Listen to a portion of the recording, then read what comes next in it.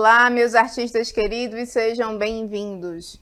Eu sou a professora Gabriela e estou acompanhando vocês nesta jornada pelo mundo das artes. Vamos ver o conteúdo da nossa aula? Esta é a nossa aula de número 14, onde teremos a nossa revisão e avaliação. Então, nós vamos revisitar os conteúdos que nós vimos nesta unidade.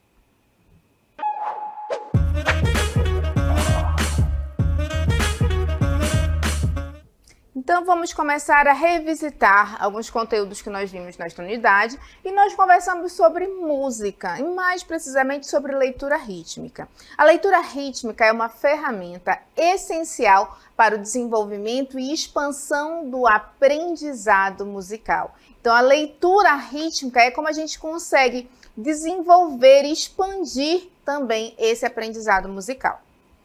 A leitura rítmica é a duração da nota. Quanto tempo ela tem que ficar soando ou em silêncio. Então, na leitura rítmica, a gente vai conseguir identificar quanto tempo aquela nota musical tem que ficar soando, tem que ficar emitindo seu som, ou quanto tempo ela também tem que ficar em silêncio. Para representar a linguagem falada, você usa as letras do alfabeto. Já para representar os sons musicais, você usa as notas musicais.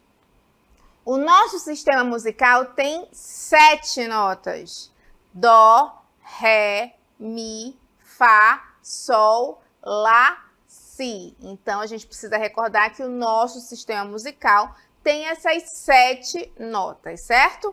Como um alfabeto musical, eles permitem agregar as frequências dos sons, viabilizando a composição musical, ou, em outras palavras, uma combinação que gera melodia. Muitos estudiosos afirmam que a música é uma combinação de momentos de sons com momentos de silêncio. Então, através da leitura rítmica, através dessa escritura, utilizando este alfabeto musical, a gente consegue fazer essa composição desses momentos de sons com momentos de silêncio de uma forma harmônica. Essa classificação, a que se dá o nome de notação musical, ela foi inventada pelo monge e regente italiano Guido d'Arezzo. Então, ela foi inventada, essa notação musical, ela foi inventada e ela foi a partir daí que a gente começou a ter uma escrita musical, de uma forma mais eficiente, digamos assim. A notação foi inspirada no hino a São João Batista, cuja inicial de cada verso corresponde a uma nota musical. Então, Guido d'Arezzo, ele se inspirou no hino a São João Batista e criou esse sistema de notação, e cada verso corresponde a uma nota musical. O início de cada verso ele pegou ali e fez a composição dessa notação musical que nós conhecemos. O sistema de notação ocidental moderno é o sistema gráfico que utiliza símbolos escritos sobre uma pauta de 5 linhas paralelas e equidistantes e que formam entre si 4 espaços. A pauta musical também é chamada de pentagrama. Então, o pentagrama são as 5 linhas paralelas equidistantes, ou seja, elas têm a mesma distância entre si, que elas formam entre si 4 espaços. Então, esse é o nosso pentagrama. Vamos ver uma imagem que já é uma referência a uma imagem antiga, uma partitura antiga, para a gente visualizar. Olha só, partitura Tragédia Silêncio já é uma partitura antiga. E aí a gente já consegue identificar o sistema da escrita, A gente tem o pentagrama, que seriam essas linhas, são as 5 linhas, que elas são equidistantes, elas têm a mesma distância. E entre elas possuem 4 espaços, certo? E aí que é escrita a música. E bem no início dessa partitura, a gente tem um símbolo. Que símbolo é esse, vocês lembram? É a clave, na verdade. O que é a clave? A clave indica a posição de uma das notas. Assim, todas as demais são lidas em referência a essa nota.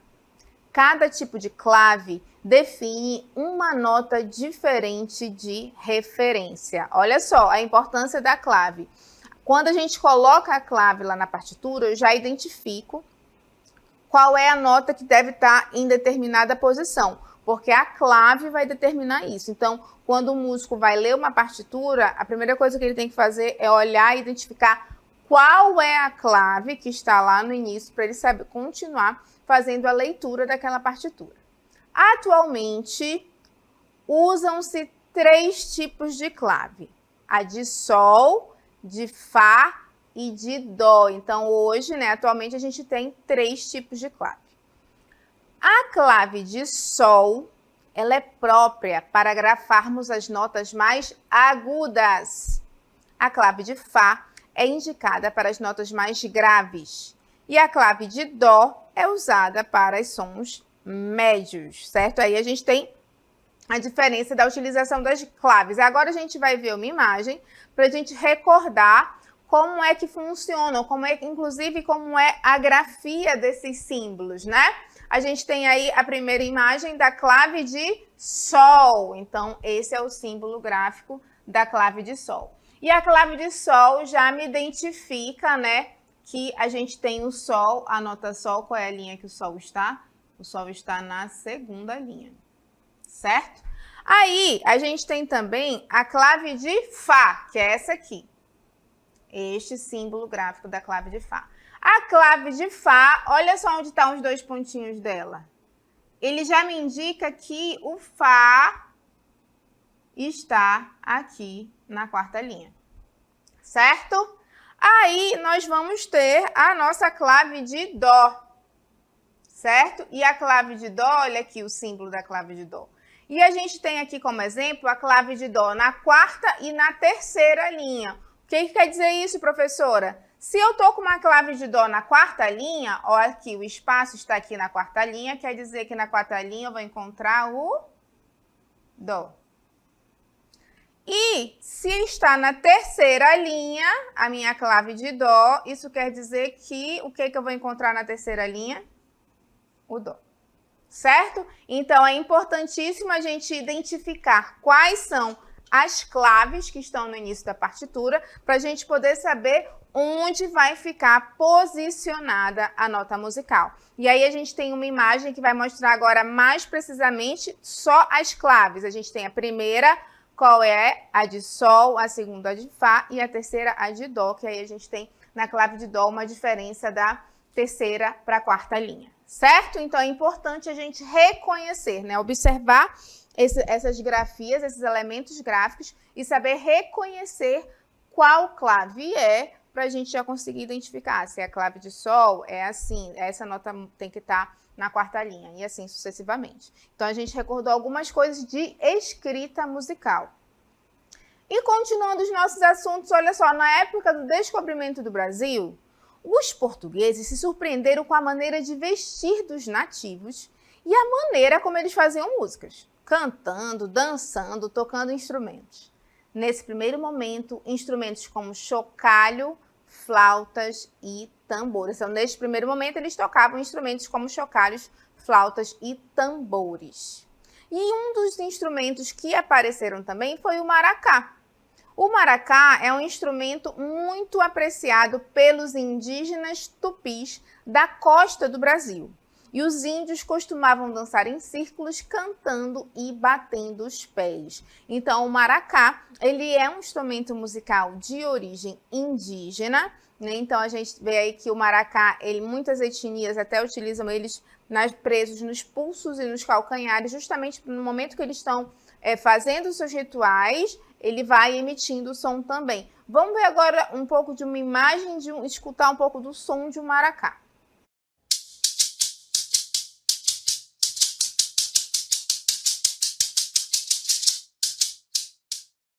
Então, o maracá é um instrumento que tem ali origem, na cultura indígena. Então, olha só, a gente já consegue identificar elementos, esse é só um exemplo, de influência da cultura indígena na música brasileira, porque na composição musical brasileira a gente encontra aí também a presença da utilização desses instrumentos musicais.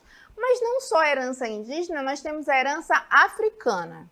Os africanos trouxeram consigo uma rica diversidade de ritmos, percussão e danças.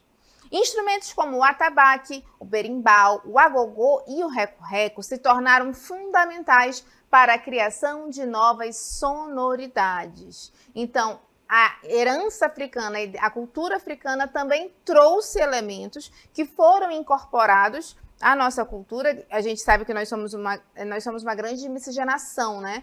De cultura europeia, de cultura indígena, de cultura africana. Vamos ver agora a imagem e o som de um berimbau.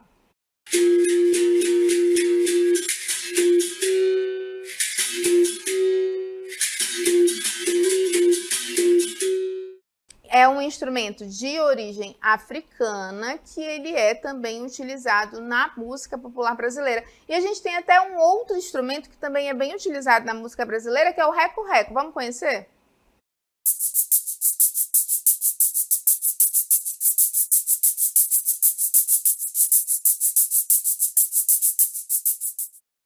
E a gente está falando de leitura rítmica, a gente está falando de música brasileira e a gente vai recordar um pouco de um gênero musical bem brasileiro, que é o chorinho. O chorinho é um tipo de música instrumental, caracterizada por melodias alegres e ritmos contagiantes. A influência europeia pode ser vista principalmente na presença de instrumentos como o violão, a flauta e o bandolim, que foram introduzidos pelos europeus. Olha aí mais uma influência, a gente viu os instrumentos de origem indígena, instrumentos de origem africana e olha a influência europeia, porque aí já entra com a inserção de instrumentos como violão, flauta, bandolim, que já são instrumentos que têm ali uma origem europeia. E assim a gente consegue identificar que o gênero musical brasileiro, a música brasileira, ela é uma mistura de várias culturas e nessa mistura nós conseguimos encontrar uma identidade musical brasileira. Então vamos conversar sobre a música popular brasileira. A valorização do Brasil e suas brasilidades estava além dos acordes musicais. Era um ato político. Em seus primeiros anos, a poesia e o posicionamento artístico da MPB estavam ligados ao Brasil da época. Sendo assim, artistas, canções, shows e até obras inteiras denunciavam e combatiam a repressão militar. Foi um momento, né, da história da música popular brasileira que ela teve um contexto político. Eles combatiam, eles denunciavam a repressão militar. A gente viu que as músicas que eram compostas, elas passavam por censura. Existiam órgãos de censura que eles faziam, né, a apreciação daquilo que estava sendo composto para poder autorizar ou não, né? Se ela fosse vetada, ela não poderia seguir para a divulgação para o público. Então foi um momento muito peculiar, digamos assim, da história da música brasileira. E são muitos os grandes nomes da MPB, sendo difícil listar todas essas personalidades importantes desse gênero. Entretanto, podemos destacar o carioca Chico Buarque como um dos maiores representantes, ao lado de Caetano Veloso, Geraldo Vandré, Gilberto Gil, Milton Nascimento, Edu Lobo, Nara Leão, Elis Regina, Maria Bethânia, Gonzaguinha, Tom Zé, Os Mutantes e entre muitos outros nomes que a gente podia aqui estar citando, né, como grandes referências da música popular brasileira. Então nós vimos que nós temos a influência de diversas culturas, temos hoje uma identidade musical brasileira, passamos por um processo de ditadura militar, onde os nossos músicos passaram por uma repressão, né? Eles não conseguiam, eles tinham que colocar ali a sua mensagem de uma forma velada, né? De uma forma sutil, eles não podiam ser muito claros. Então, todo esse processo levou a um amadurecimento também da identidade musical brasileira até a gente chegar na música brasileira que nós conhecemos hoje. Então, nós conversamos bastante sobre música, sobre os elementos da música, e nós falamos também sobre um outro gênero da arte, né? Uma outra ramificação da arte, que é o teatro. Vamos lembrar? Olha só, a dramaturgia é a arte de escrever peças de teatro, sendo o dramaturgo a pessoa responsável pela composição dos textos. Ator é aquele que materializa o texto através da ação, emprestando ao personagem fictício sua voz e expressão. Público é o que assiste o espetáculo, é o que vê a obra de arte. Então, a gente tem 3 elementos importantíssimos na dramaturgia, né? Que a dramaturgia, a gente tem o dramaturgo, que é a pessoa responsável pela composição dos textos. A gente tem o ator, que é aquele que vai dar vida para aquele texto, né? Ele vai emprestar a sua vida para dar vida ao personagem. E o público, né? Que é a parte que participa da contemplação desse espetáculo que foi idealizado, né? Estruturado, está sendo naquele momento ali apresentado. Então, são elementos que são essenciais para que aconteça toda essa ação cênica. E dentro da ação cênica existem vários elementos. Um deles, por exemplo, é a cenografia. A cenografia é a parte importante do espetáculo, pois ela ambienta e ilustra o espaço-tempo, materializando o imaginário e aproximando o público da representação. A cenografia cria e transforma o espaço cênico. O cenógrafo é aquele que cria o cenário. Então, professora, qual é o nome da personalidade, da pessoa, do profissional que cria o cenário? É o cenógrafo. E agora a gente vai voltar para um cenário que, olha só, para a gente entender como é o processo de ambientação. Nós estamos aqui num palco. E qual é o cenário que está aqui? Estamos numa floresta, né? Porque a gente já consegue identificar através deste cenário, ele criou essa ambientação de floresta. Então, olha a importância do cenário, né? Ele vai enriquecer, ele vai ambientar aquela cena, aquela ação cênica. Então, a gente já identifica aqui que a ação vai acontecer num ambiente de floresta. Então, de acordo com a proposta do dramaturgo, o que ele colocou lá no seu texto, o cenógrafo vai pensar e vai estruturar esse cenário. Outro elemento que nós temos que é importantíssimo é o figurino. É um elemento importante da linguagem visual do espetáculo, formado por, além das vestimentas, acessórios. Então, nós vimos que o figurino também é um elemento importante dessa linguagem visual, né? Porque ele vai trazer para a gente, além das vestimentas, acessórios, e ele também vai enriquecer a ambientação, né? Então, a gente vai ver agora um exemplo de figurinos. Olha só aqui, vamos prestar atenção. A gente tem, já seriam figurinos mais contemporâneos, certo? A gente tem aqui um homem com um terno, uma gravata. A gente já tem aqui uma mulher que ela tá com uma saia, uma blusa de botão. A gente já percebe um contexto mais moderno, não é verdade? Quando a gente está visualizando aqui, a gente pode até pensar, não, é uma ação cênica. Olha ali, a gente tem como se fosse, tá até batendo o pezinho, como se fosse um jovem que tá usando aí uma calça jeans, um tênis, um casaco de moletom. Olha os acessórios, o óculos, o fone de ouvido. Então, todos esses elementos, não só a roupa, mas todos esses elementos, eles criam uma ambientação. Então, o figurino é ele que vai direcionar também a essa ambientação, tá? Se eu estou falando de uma obra que está acontecendo no século XVIII, no século XVII, eu não posso colocar os meus personagens com uma roupa que a gente está vendo aí, porque a gente sabe que essa é uma roupa mais moderna, né? Mais contemporânea. Então, o figurino, ele tem que dialogar corretamente também com toda a proposta cênica. E um outro elemento que nós vimos é a sonoplastia. A sonoplastia é um som ou um conjunto de sons que auxilia a enfatizar as cenas e ou as emoções dos atores. O sonoplasta trabalha os elementos sonoros, ajudando a envolver o público na construção de imagens e sensações.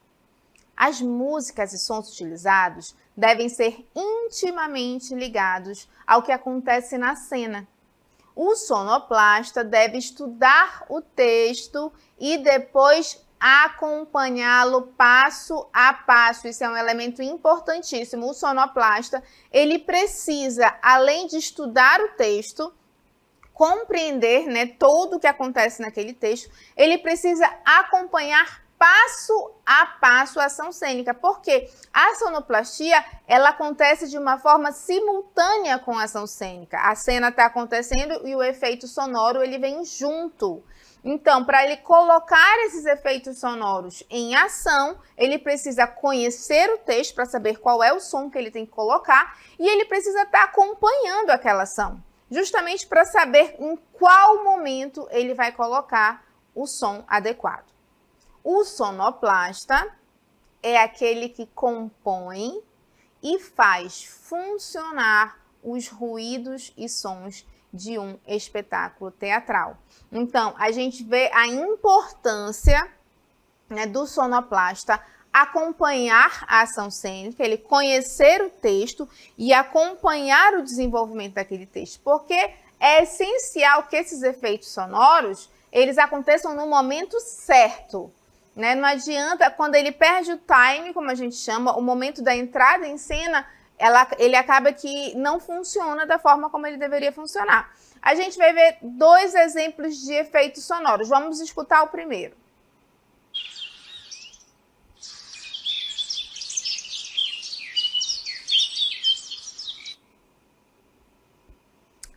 Esse som foi som de quê? De pássaros. Então, a gente já consegue imaginar que nessa floresta tem vários pássaros. Essa ambientação sonora, ela é enriquecida pela sonoplastia. A sonoplastia que vai colocar nos nossos ouvidos aquilo que a gente muitas vezes não está conseguindo enxergar. Aqui a gente não está vendo nenhum passarinho, né? A gente só está vendo a imagem da floresta. Só que como entrou o efeito sonoro dos pássaros, a gente já se acredita que naquela cena, nesta cena aqui, existem alguns pássaros cantando lá na floresta. Vamos ver um outro exemplo de efeito sonoro.